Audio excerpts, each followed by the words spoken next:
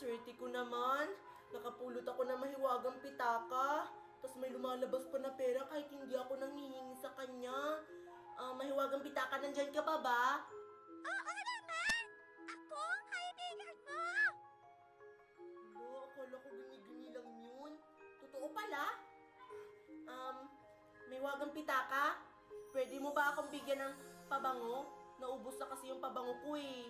Yun lang ba? Eto na! Wow! Ang galing!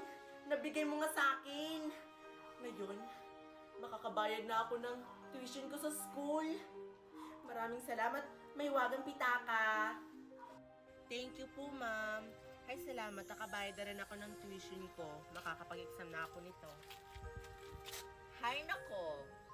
Sure ako, hindi pa nakakabayad si Maria ng tuition niya.